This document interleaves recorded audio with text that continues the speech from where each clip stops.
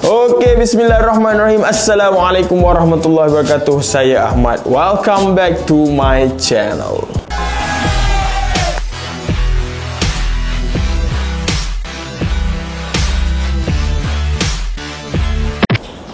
Okey, terima kasih diucapkan kepada anda yang masih setia bersama dengan saya. InsyaAllah hari ini saya nak sambung cerita daripada buku Ustazah Basikal, buku yang mengisahkan tentang pengembaraan saya bersama dengan isteri mengembara ke 14 buah negara bermula daripada Malaysia, Thailand, Myanmar, India, Nepal, Pakistan, China, Kyrgyzstan, Kazakhstan, Uzbekistan, Afghan, Iran, UAE dan Arab Saudi selama 15 bulan dan kami hanya bermula dengan RM1,900 sahaja. Baik, siapa yang belum subscribe, please subscribe. Dan insyaAllah tanpa kita melengahkan masa lagi, jom kita sambung cerita. So, episod yang lepas kami cerita tentang kami nak camping dekat kawasan sawah. Sebelum ni kami pernah cuba untuk camping dekat kawasan kebun orang. Alhamdulillah berjaya kali pertama, dan kali ni kami nak cuba untuk camping dekat kawasan sawah. Sebab pada waktu tu hari dah nak senja dan kami tak jumpa tempat kat mana kami nak camping pada waktu tu. Dan masa tu hujan pun renyai-renyai. Dan masa tu saya cakap dengan Ustazah, why not kita try camping dekat sebelah Bendang ni pula. Sebab nak ke arah Pekan tu agak jauh lagi dan hari dah nak gelap. Dan masa tu Ustazah kata okey, tak ada masalah, boleh je. Dan masa tu saya minta lah isteri saya ni untuk pergi ketuk pintu dekat tuan rumah tu. Dekat kawasan Bendang tu dia ada sebiji rumah dekat situ. Dan masa tu Ustazah pun pergilah ketuk pintu rumah dan tanya boleh tak kalau kami nak camping kat sini, kami nak minta izin untuk pasang kemah dekat sebelah rumah dia dekat kawasan Bendang tu. Dan masa tu mungkin dia tak tahu bahasa Inggeris, dia tak faham bahasa Melayu, okey. Dan masa tu dia hanya angguk je. Dan masa tu kami rasa oh, dia ni mungkin bersetuju, dia okey untuk kami pasang kemah. Dan masa tu kami pun pergilah dekat sebelah rumah dia yang bersebelahan dengan Bendang tu, dan kami pun pacaklah kemah dekat situ. Dan masa tu dah habis je pasang kemah tu, datang beberapa orang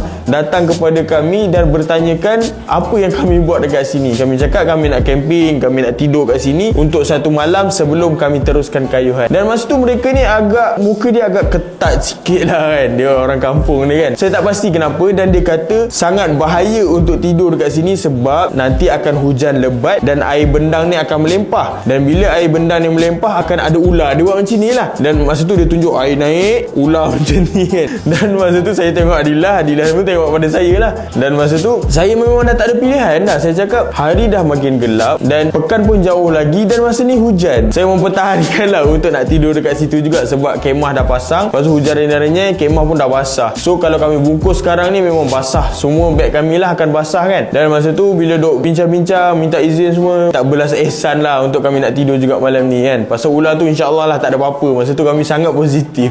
Okay, dan tiba-tiba pada waktu tu hujan bertambah lebat. Dan masa tu kami terus angkat beg kami, cabut daripada basikal, campak dalam kemah dan kami terus masuk dalam kemah. Dan orang kampung ni dah hujan lebat ni, diorang ni tak bawa payung dan diorang pun berlari beredar. So kami pun bercamping lah malam tu dekat situ. Dan memanglah pada peringkat awal tu kita macam tak ada tempat lain nak tidur, so dekat situ je. Dalam masa yang sama hati kami pun berdebar jugalah tidur kat situ kan. Mana tahu malam tu hujan lebat, air naik, lepas tu pergi kat kemah kami, lepas tu ada ular pula pada waktu tu. Dan masa tu apa yang benda yang kami boleh buat adalah masa tu Ustazah dia kan bawa garam dan dia taburkan dekat sebelah kemah. Walaupun kami tahu macam useless juga sebab tengah hujan kan. So hujan tu dia akan clearkan garam tu. So itulah sekurang-kurangnya usaha yang kami boleh buat sebelum kami tidur. Dan masa tu kami sempat solat maghrib dan isyak dan kami masak air untuk minum air panas. Dan masa tu kami teruslah masuk tidur. Dan Alhamdulillah pada keesokan paginya kami bangun awal. Dan malam tu tak nyenyak juga tapi bolehlah tidur kan. Dan keesokan harinya kami bangun awal sebab kita tak nak orang kampung datang dan sound kita balik kan. Sebab dekat kawasan Bendang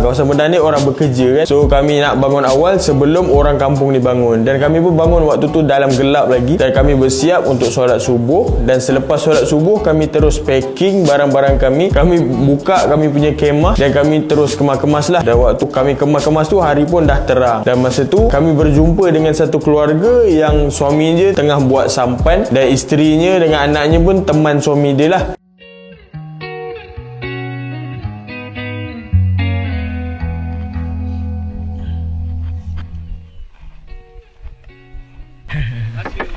Huh? I speak okay. Yes, okay. It's good, nice. It's a beautiful area. This is for river. Right. River.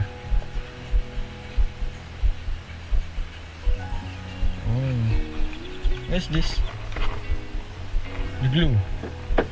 Nhưng mà này punya. Punya. Okay. Punya. Ai. Huh? Base. Oil. Ai. Okay, dan masa tu kami pun bersembang macam ayam dan itik jugalah dengan diorang ni kan. Waktu Ustazah bagi gula-gula dekat anak dia.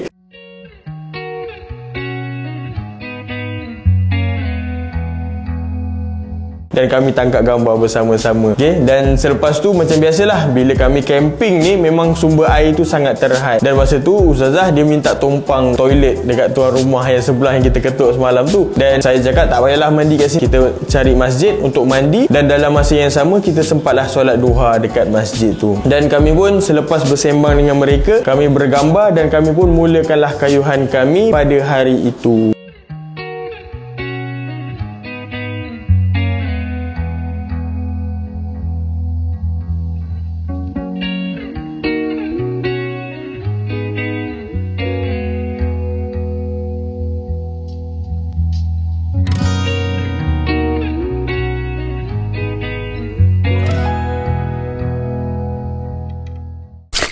Dan kami sedang menuju ke arah Tatu. Kami tak sampai lagi kawasan Tatu tu. Okey, dan kami sambunglah kayuhan kami sampailah di satu masjid di Tatu. Dan kami pun mandilah. Kami mandi dekat sana dan solat duha. Dan masa tu kami berjumpa dengan sekumpulan jemaah. Dan jemaah ni dia bertanya kepada kami daripada mana nak ke mana. Dan kami cakaplah kami daripada Tatu ni, kami nak pergi ke arah Yangon. Dan masa tu kami bentanglah kami punya map dan dia tunjuklah arah ni jalan yang betul lah ni, nak ke arah Tatu tu. Okey, tapi diorang ni tak boleh juga cakap bahasa Melayu ataupun bahasa Inggeris.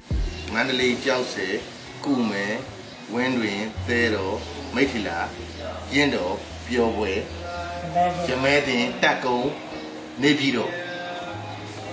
Betul. Korea. Korea. Maithila, Piobwe, Yango, Baku, Tau. Oh, jalan ni. Yango Baku Tau. Menyanggun. Okay, dan dia kata ada seorang makcik ni dekat sebelah masjid ni yang boleh cakap bahasa Inggeris. Nama dia Makcik Asiah. Bukan boleh cakap bahasa Inggeris, dia boleh cakap bahasa Melayu. Okay, dan dia pun panggil lah Makcik Asiah ni datang bersembang dengan kami. Dan rupa-rupanya Makcik Asiah ni dia pernah duduk dekat Malaysia selama 10 tahun dekat Pasar Borong Selayang tu. So bahasa Melayu dia tu sangat fasih. Dan setu Makcik Asiah ni dia ajak lunch dekat rumah dia. Pada waktu tu baru pukul 9 pagi. Daripada pukul 9 nak tunggu lunch tu lama gila kot. Sempatlah kayuh dalam, kalau 1 jam 9, 10, 11, 12 3 jam. So dalam 30 hingga ke 50 kilometer juga sempat nak kayuh kan. Tapi kalau dia dah ajak macam tu, kita pun macam tak apalah, kita ni jenis tak tolak rezeki kan. Masa tu saya agak berat hati, tapi Ustazah kata tak apalah, kita bukan kerja apa-apa pun kan. So kita pun kaya dengan masa, so kita relax je lah. So saya pun bersetuju untuk nak ikut dia balik rumah sementara tunggu waktu lunch. Okay, pukul 9 pagi tu nak tunggu sampai pukul 12. Dan masa tu Ustazah pun dia masuk ke dalam rumah. Masa tu dia ada menantu dia, ada cucu dia baru dalam sebulan ke 2 bulan macam tu lah. Dan masa tu Ustazah dia masuk ke dalam dapur dan tolong Makcik Asiah ni masak. Dan saya masa tu tak tahu nak buat apa. Saya duduk dekat ruang tamu dia dan saya tidur pada waktu tu. Dan anak kepada Makcik Asiah ni nama dia Hassan. Masa tu dia nampak mungkin saya boring gila pada waktu tu. Dan dia ajak saya naik motor dia untuk dia bawa pusing sekitar kampung. Dan masa tu saya kata okey lah, kita pun bukannya buat apa-apa kan. Dan masa tu saya grab kamera dan saya bawa handphone. Dan waktu dalam perjalanan dia bawa pusing tu baru saya perasan kamera saya tu dah habis bateri. Tinggallah handphone pun saya selit je dekat dalam kain.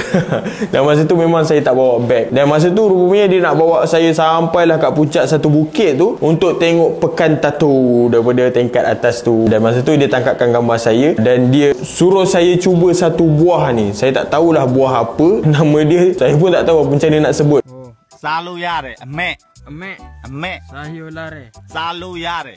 Selalu ya. Okay, dan saya cakap makanlah dulu kan. Saya tak tahu, tak pernah nampak buah tu. Rasa macam kalau aku makan tu jadi racun pula kan. Baik dia makan tu, bagi makan, bila kau dah makan baru aku makan. Masa tu lah. So masa tu dia pun makan, dan masa tu saya dah lupa dah macam mana rasa buah tu. Okay. Dan waktu kami tengah lepak, tengok pemandangan tu, Makcik Asia ni dia telefon Hasan. Dia kata makanan dah ready untuk kami nak lunch pada waktu tu. Dan kami pun bila dia dah cakap dah ready, kami pun turun daripada bukit tu, baliklah ke rumah Makcik Asia ni. Dan bila kami sampai, kami nampak Ustazah dia dah siap hidangkan semua makanan dengan Makcik Asia ni untuk kami makan lunch pada waktu tu. Dan masa tu Ustazah dia masak ayam goreng, dia masak kangkung tumis dengan timun dijadikan sebagai ulam, dan ada beberapa lauk lagi lah pada waktu tu. Dan masa tu kami pun makan lah. Kami makan bersama-sama dengan Makcik Asia ni, dengan Hasan, dengan dia punya menantu. Dan selepas daripada makan tu, dah nak zuhur dah, ada lagi dalam 30 minit nak zuhur tu, kami sempatlah tidur dulu kan. Saya dengan Ustazah masa tu suruh rehat, tidur dalam bilik sekejap sementara tunggu zuhur. Bila azan je waktu zuhur, dan saya pun pergilah ke masjid, dan Ustazah dia solat kat dalam rumah Makcik Asia tu lah. Dan saya terus solat jamaah asar pada waktu tu. Dan bila dah habis solat, saya balik ke rumah Makcik Asia ni untuk minta izin untuk kami beransur lah. So kami tangkap gambar sama-sama dengan cucu dia, dan kami pun beransur sambung kayuhan kami ke arah Wow. Masa tu daripada Taton kami nak pergi ke arah Wow.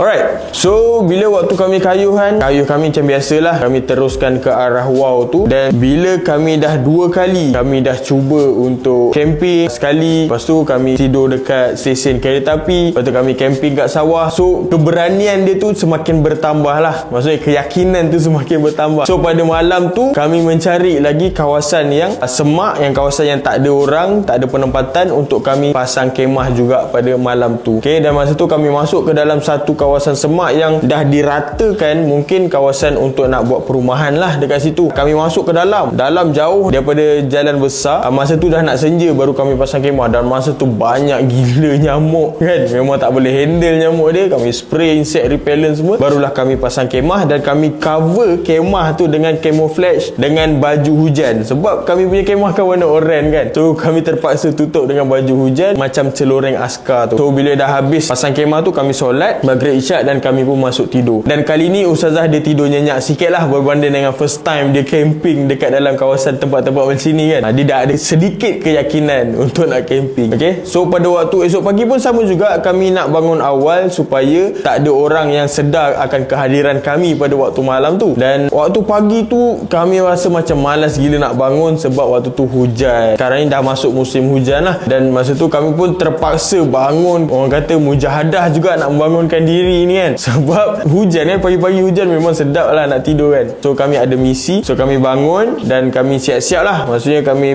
cabut kami punya kemah.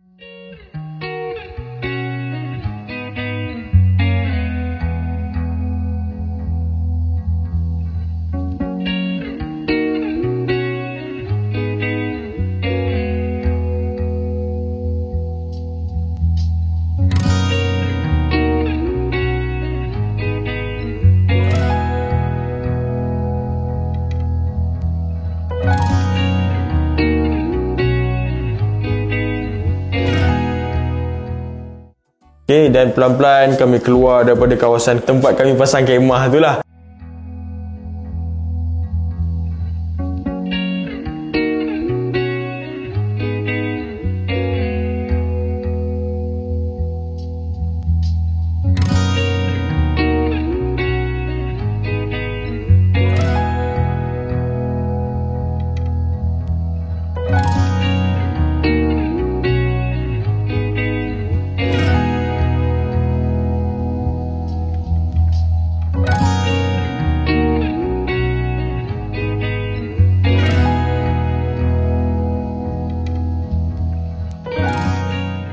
So kami pun keluar daripada kemah macam biasa. Selepas kami camping, kami akan cari masjid untuk kami nak mandi, dan dalam masa sama kami nak solat duha. Dan kami pun teruskanlah kayuhan kami, dan sehingga kami berjumpa dengan satu masjid untuk kami mandi. Dan masa tu kami berjumpa juga dengan jemaah kat situ. Macam biasalah, kami cuba untuk bersembang macam ayam dan itik kan. Dan dia tanya kami nak pergi mana dan sebagainya.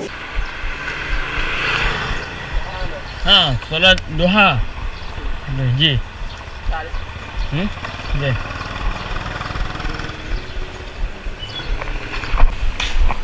Ya Ahmad. From Malaysia. Ahmad. Malaysia. InsyaAllah til Mekah. Mekah insyaAllah. Macau tu awak Malaysia ni dah nak. InsyaAllah. Ada ziarah. Ziarah. Ziarah masjid. Dan masa tu saya tanyalah kat mana kedai makan kat sini, sebab masa tu rasa macam malas gila nak masak dan sarapan. Kami cari je lah tempat pot untuk nak sarapan, dan kebetulan dekat sebelah masjid tu ada satu kedai makan Islam Muslim dekat situ. Dan masa tu kami berjumpa dengan seorang lelaki yang boleh cakap bahasa Melayu, dan dekat situlah kami mula belajar nombor dalam bahasa Myanmar. Dan masa tu Adilah dia ulang lah apa bahasa yang diajar pada waktu tu. Tik. Nik. Tong, Tu. li, Le. la, Nga. chao, Chok. ko, Ko. shit, Shik. ko, Ko. kese, Kese. So kalau kata kesecek. kese cak, Kesecek. Kesecek. Okey, 10,000. 10. sablu, 10. kese cak, Kesecek. Ya. Okey. Okey. Ingat lagi sekali. Tik. Nik. Tu. Tu. li, Le. la, Nga. chao, Chok. ko, Ko. shit, Shik. ko, Ko. kese. Kese. Dan selepas habis makan, kami pun tangkap gambar bersama, dan kami minta izin untuk nak sambungkan kayuhan kami ke arah Wow. So kami pun teruskanlah kayuhan kami ke arah Wow, dan memang wow betul lah kawasan Wow ni kan. First time kami jumpa binatang bernama khinzir. Okay, kami jumpa babi berkeliaran dekat tepi-tepi jalan. Benda ni tak berlaku dekat Malaysia, okay, tapi berlaku dekat Myanmar. Kita jadi macam jakun sikit lah bila tengok babi berkeliaran dekat tepi-tepi jalan ni. So saya sempatlah tangkap gambar. Bukan selfie dengan dia lah, just tangkap gambar dia je lah kan. Okay. Dan pada waktu tu kami tengok dekat map, kawasan Wow ni ada satu stesen kereta api, dan pada malam tu kami plan untuk nak tidur dekat stesen kereta api pula. Kali ni punya episod memang adventure lah, kat mana-mana kami tidur. Okay. Dan bila sampai kat stesen kereta api tu, kami ingatkan stesen kereta api tu sama macam Malumiai dulu, besar. Rupa-rupanya kecil dah lah, susah gila nak cari dekat kawasan, tak tahulah kat kawasan terpencil mana dah stesen kereta api dia kan. Lepas tu terlalu kecil dia punya. Kalau kita tengok daripada gambaran luar tu memang sangat seram lah kawasan tu, dan kawasan tu dengan penuh dengan anjing. Lepas tu banyak kawasan berlompat. Dia agak kurang bersih sikit lah kalau dibandingkan dengan dekat Malumiai tu yang besar kan. So masa tu dah tak ada pilihan sebab dah senja. Dan masa tu saya cakap, yang macam mana ni? Dan Adilah kata okey je, tak ada masalah je, okey je dekat sini. Ustazah okey je kan. Dan masa tu cakap agak lapar juga nak makan ni. Masa tu Ustazah dia keluarkan periuk dia dekat kawasan stesen kereta api tu, ada nak buat cekodok kan. Masa tu orang keliling semua pandang slack je. Siapa pula dia orang ni datang memasak dekat stesen kereta api, tak pernah libat orang. Dan masa tu saya cakap dengan Ustazah, sementara dia tengah masak tu, abang nak keluar jalan-jalan jap. Masa tu saya pakai pagoda juga dengan kain plekat, dengan harapan tak ada orang tegur lah kan. So waktu jalan-jalan tu nak carilah pot, kalau ada pot camping yang lebih sesuai daripada nak tidur kat stesen kereta api yang kecil tu, yang ada ramai orang tu. Waktu tengah jalan tu saya ditegur oleh seorang lelaki, orang Myanmar lah. Dan masa tu dia bersembang Myanmar dengan saya kan. Dan saya pun tak tahu nak jawab apa kan, sebab kita bukan boleh cakap Myanmar. Saya cakap tak tahulah dalam bahasa Inggeris, dan dia tahulah saya bukan orang Myanmar. Dan dia kata saya daripada mana nak ke mana. Saya cakap lah saya nak pergi ke Mekah, kayu basikal dan sebagainya. Dan dia kata malam ni tidur kat mana? Allah, bila dia kata malam ni tidur kat mana ni, saya dah ada bau masalah dah ni kan. Kalau saya cerita dengan dia, mesti dia suruh tidur dekat hotel. Macam tu lah lebih kurang. So saya cakap lah saya tidur dekat bus stop. Masa tu memang dah tak ada cara lain lah kan, memang dah tak ada alasan lah. Saya cakap dekat bus stop. Dia kata dengan siapa? Saya cakap dengan isteri. Dia kata bahaya tidur dekat train station, kita tak tahu apa akan jadi pada waktu malam. Dia kata, so why not tidur dekat masjid. Masa tu dia offer untuk tidur dekat masjid. Dan masa tu saya duk fikir, dia ni tak tahu ke yang dekat Myanmar ni orang luar ni tak boleh tidur kat masjid? Okay, dan masa tu dikenalkan nama dia sebagai Idris. Saya cakap dalam hati lah, dia ni tak tahu ke yang dekat Myanmar ni orang yang pemegang pasport ni tak boleh tidur dekat masjid. Okay, dan masa tu saya pun jenis okey je kan. Saya cakap okey lah, jomlah pergilah tidur masjid tu. Tapi saya nak kena panggil isteri saya tu dekat stesen kereta api tu. Dan kami pun pergilah ke stesen kereta api bersama-sama. Dan saya cakap dengan Adila, okey lah packing. Masa tu dia tengah masak kan, panas lagi. Kami pun packing lah sekejap. Sementara packing tu, Idris ni dah tunggulah. So bila dah packing tu dah gelap, dan kami pun ikutlah Idris ni daripada belakang sampailah ke satu masjid. Dan masa kami sampai je dekat masjid tu, memang ramai gila lelaki dekat situ. Dah lah semua pakai kain plekat, semua bersinglet kan. Masa tu Ustazah dia dah sorok dah belakang saya. Dia kata, bang tak selesa lah kat sini, ramai gila lelaki ni kan.